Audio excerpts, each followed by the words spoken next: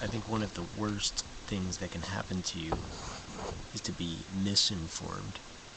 It's tragic, because then you're running around trying to wake others up, and it's terrible. It's one of the worst things that can happen to somebody. You don't even realize that what you're trying to get other people on board with is nonsense, because you don't realize that your source is bad.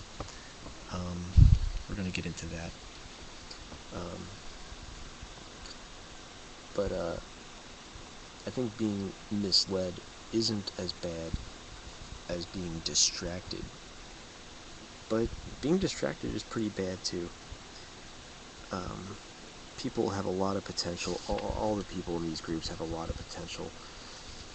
But, I don't want to take too much of a spiritual route.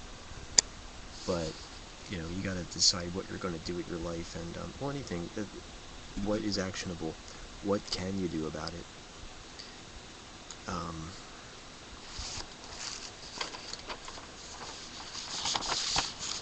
Scam artists pretty much work like this. They tell you something that sounds really good, something that's just like, hey, how can you not agree with that? I'd be crazy to not agree with this. Oh, this is great. Finally, somebody around here is making sense. It doesn't take a genius or an idiot, or either one. Like you watch TV, and it's obviously garbage. You try to watch the news, and you're not really getting any information. You try to go to school, and they reward not thinking for yourself. And so when somebody tells you anything with a little bit of the truth in it, and the truth is recognizable, you know it when you hear it. But it's about the details, and what are you going to do about it? And that's how you gotta watch out for these scamsters. They'll often say, hey, I know something that you gotta know about. Like, I'm trying to say is open your eyes. And hey, this guy already told you some stuff that sounds good, so you think you can trust him, and you gotta know more of the secrets. Then he'll ask for money. Doesn't matter what the dollar amount is. And, this could be,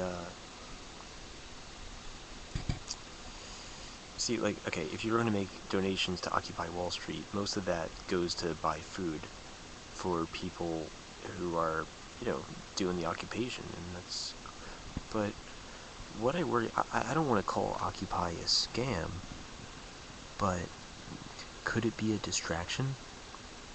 I mean, protesting in the streets raises awareness, but so does sharing these kind of videos on Facebook.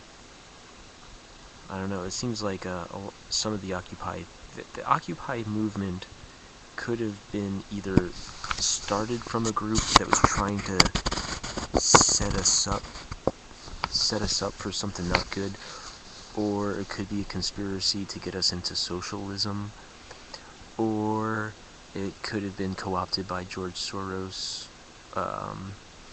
It could have been there's a lot of, you should look into the Occupy scam. For one thing, what I can say is that most of the people who were occupied, who were involved with Occupy, had a lot of great ideas and a lot of honest motivations, but are they being misled or distracted? Could there have been action that they could have taken that could have had a real result had they been pointed in the right direction? Getting a bunch of people to fill up the streets and have conflicts with cops, how productive is that? Could this just be a way to try to get the violent people to come out of the woodwork and have them go to jail sooner than they would otherwise? This guy named Clyde Hood, he used to go around the country, I think he was a former electrician or something, and he scammed a lot of people who thought that they were donating $100 to a guy that was going to do humanitarian things, and I think he bought a diner or something. MF Global is an evil corporation that got a lot of American investors to believe that they were investing in silver, but they weren't really investing in anything. It was paper silver. It wasn't even paper. It was just fake electronic database entries that these people are placing bets on. I mean, you're not buying anything. I mean, you're just buying a database entry that says silver. You're not buying silver. And when MF Global blew up, when it exploded, when it was done in the end, none of these people got their money back because they never owned the silver in the first place. The whole thing was a scam. Absolutely terrible. But they want to do things like this because they want to misinform you. They want you to think that that silver is a bad investment. You ever hear of the National Economic Stabilization and Recovery Act? Oh, that's a big scam that distracted a lot of people for a while. You should look that one up. And it's well-meaning. It's a great idea. Actually, it's just a bunch of ideas on a better way to run the economy. It would just like to get rid of the interest on creating money, and it would stabilize the currency. And it's just a bunch of great ideas, but you've been lied to about whether it would actually happen. So in the meantime, they're collecting dues or donations and stringing people along, distracting them, having people sitting around waiting, thinking someone's going to take care of them. But no one, it's just a fairy tale. Meanwhile, they're sitting around, distracted. Alex Jones. This is a real tragedy. He's one of my favorite characters. I first saw him in a movie called Waking Life. This guy basically just sells merch. He sells merchandise that pretty much makes you look like you're wearing a sign that says, "Yes, I'm a terrorist." But a harmless one. Because they would rather have you sitting at home getting your info from Alex than actually going up and doing anything about it. You know, because when I used to watch Alex a lot, it's pretty frightening. I mean, you watch 10 minutes of it and you're like, oh my god, the tyranny. You know, it's and there's a lot of truth in there. There is a lot of truth in there, but you know, after you watch 10 minutes of it, you're like, well, what are we going to do about it? And I could see, I'm not a violent guy, but I could see some shit as the fan prepper who's got a bunch of guns and wants to use them, or maybe a former violent criminal. I don't know. I could see some homegrown terrorists misinterpreting Alex Jones. Also, Alex Jones has been proven to have given bad info. In that way, he is a disinfo agent, whether he knows it or not. Some people think Alex Jones is just working for Alex Jones. You know, he just wants to sell some t-shirts. And think about what kind of money he could get from the advertising that's on his thing, too. I mean, like, you know, that's how I found out about eFoods Direct, and that's how I found out about mysolarbackup.com, which was a commercial that was on his thing. You know, he's not responsible for the people who advertise on his thing, but he is getting money for other scam artists who advertise on his show, and you gotta be careful. Double, triple check everything he tells you. He says, clearly, don't believe me, you gotta do your own research. And you'd be surprised that when you do actually look up what he's talking about, I say 33%, maybe more, less, I don't know, is either blown completely out of proportion or not even true in the first place, or a gross misinterpretation of something. So,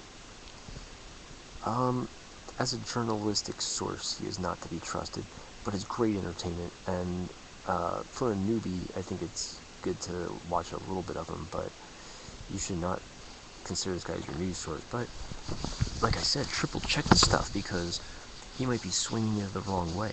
You know, what if the New World Order pays, well, what if Alex is a disinfo agent? Like, what if he's actually working for them?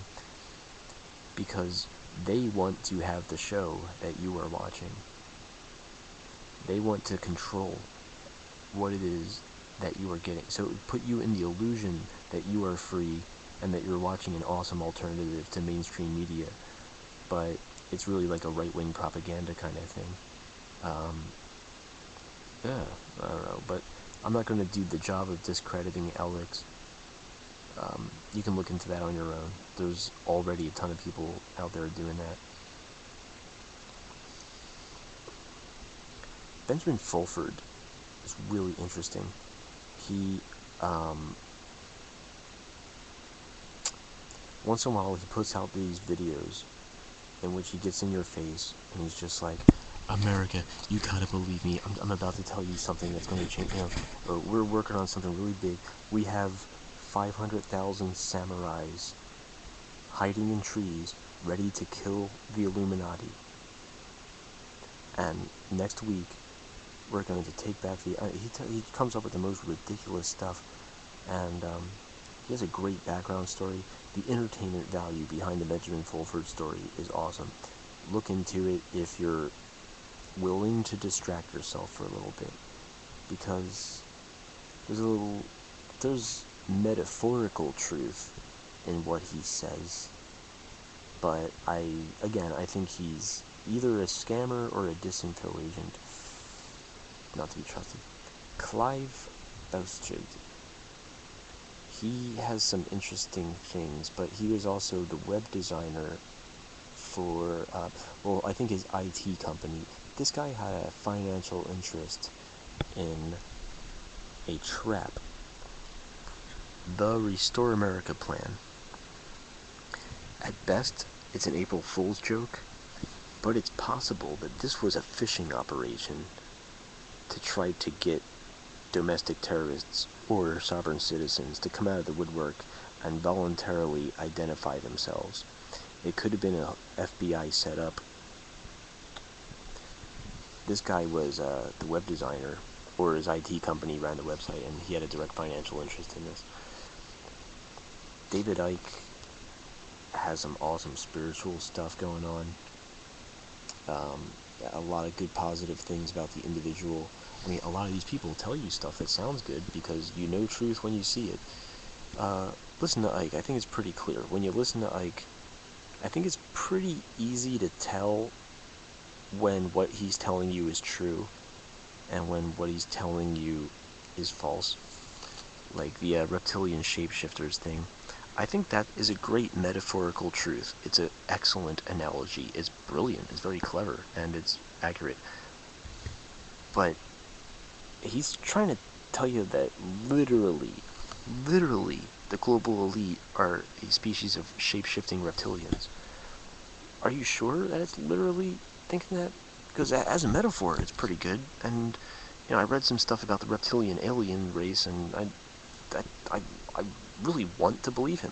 And that's the weird thing with a lot of these guys, like, it's not that I want to believe Alex Jones. I mean, when he's talking about those FEMA camps and all that stuff, I'm just like, oh, I really hope this isn't true. It's just like, but maybe this stuff is true, and they think that if they have somebody like Alex putting it out there, he can make it seem that, oh, it's really terrible, but it's worse than it really is, so you try to revolt so they can have a reason to lock you up.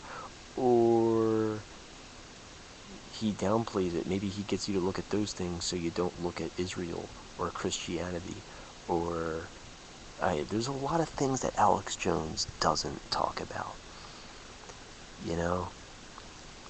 There's a lot of topics that he won't even touch. And if this guy was for real, they would have eliminated him a long time ago. Like Ron Paul. Kennedy actually tried to get us out of the Federal Reserve. You saw what happened to him.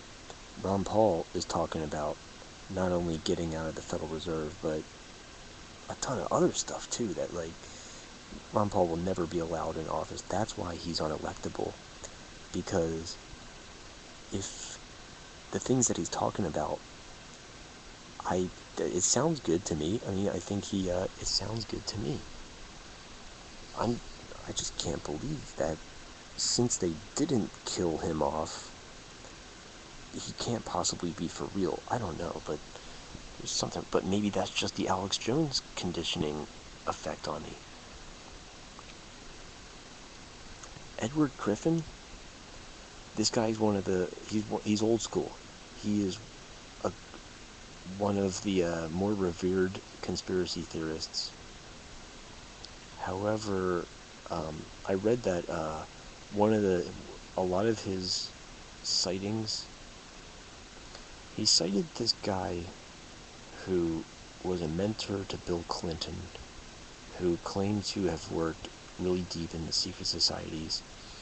And one day I read something in which apparently Mr. Griffin grossly misinterpreted it and actually like misquoted it and stuff, and that was his main source. And you also see Edward Griffin hanging out with Alex Jones, but you see Joe Rogan hanging out with Alex Jones, and I trust Joe Rogan. I really want to trust Joe Rogan. He sounds like a normal guy. He sounds like a real dude. He doesn't sound like he's getting paid to be telling you this stuff. William Cooper, again, this guy is old school, and I'm probably going to lose some subscribers for actually saying this, but did you know that William Cooper's biggest piece of evidence that he ever found was found in a copy machine, which probably means that it was planted there for him by someone who works for the elite because they wanted to give him bad information because they knew people would trust him. And I already said how terrible it is to mislead somebody. And I think that could be going on with Ike. I think maybe he had a source tell him about the reptilians and something else. Because David Icke believes... David Icke isn't trying to scam somebody, although he does sell some books, believe me. William Cooper, maybe he is a good guy too, and unintentionally a misinfo agent. Peter Schiff, he might be a shill or something. I don't know if he's going to try to get everybody to buy silver, and then he's going to sell it off at the last minute before, at the same time, all the insiders sell it off, and all the middle class and all the kids who watched Alex Jones are going to be stuck with about 3 ounces of silver that they paid $100 for, and they're going to have to sell it back for $15 after. It's called a pump and dump scam. I know what you're thinking. A lot of these guys, okay, like silver, gold, lawful money, hyperinflation, all that, I'm down with the fundamentals. I'm down. I know. I mean, everything Brother John says, I'm down. Nah, it's a pump and dump scam. Classic. Buy silver, buy gold. The economy's collapsing. And people like this are going to get you to lose all your cash. You can't invest while you're in debt. You have to get out of debt, and then you have to take care of your storable food and all that stuff, and you have to take care of everything. The last thing you should be buying is gold and silver. There are a multitude of other investments you can make. Trading silver and gold is another thing, because you can play their game by okay, I gotta wrap this up. The accepted for value scam, look that up. The debt validation scam, the debt validation letters, apparently they buy you some time, but these things don't hold up at all. The burden of proof is on you, not them. Well, anyway, there's lots of different kinds of scammers. Some of these guys are con men, but not all of them. Some of these guys are pundits, not all of them. Spiritual donations, like, you get a lot of spiritual healers and people trying to find lost souls and just give them a good direction to go in exchange for money. And, as reasonable it is, let's face it, your job is telling other people what to think and that's your contribution to society, you're not creating anything of value. You might be distracting people or misleading them. A lot of these people need to get checked out. Religion, beliefs are a very dangerous thing. Alright, shills. The disinfo agents, very dangerous. I'd rather be distracted than believing a lie. There's the psyops. There's a weird thing. You can check this out. This is real. Military, or CIA or FBI, whatever you want to think. You know, there's people who get paid to go out there and try to squash rumors, or plant rumors, or get involved with groups to try to learn about them. But you can't spot these guys. It's some people think they can spot them. A lot of these guys do trolling, but that's a very interesting concept. Whenever I read anything new, I have to double think, like, wait, this guy, it sucks. I can't even trust anybody anymore now that Occupy was an excellent idea when it first came out. I was just like, yes, enough of this stuff. We should hit the streets and do I could go on. But this isn't a list of people that disappointed me. These are just some examples that I think if you look up and see how there's a bunch of people out there who got screwed because they relied too much on the advice or the ideas of one of these people. Okay, Ron Paul, Peter Schiff, nobody got screwed yet. I'm just saying, if Ron Paul was for real, do you really think he would be allowed to be president? The powers that would be would let him. You gotta listen to Synergy about that guy. And anyway, don't be misled. You gotta make up your mind about what you're going to do and what not to do, and what you're going to do with your life. But if you're living a happy life, and some piece of information you get off YouTube about something that's okay, here's the other thing that's going on. Like,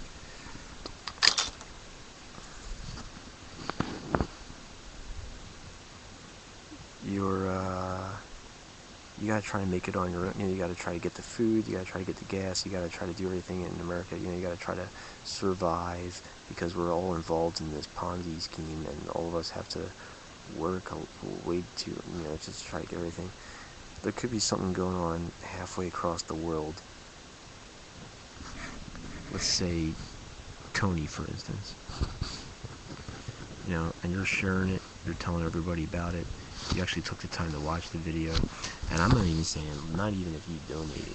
Let's just say you spent a lot of time on that, and you passed it around, and you felt for it. There's really subtle things that happen. Alright, that's enough. I spent too much time with this. This is Scam Artist. All I'm doing is trying to introduce the cast of characters.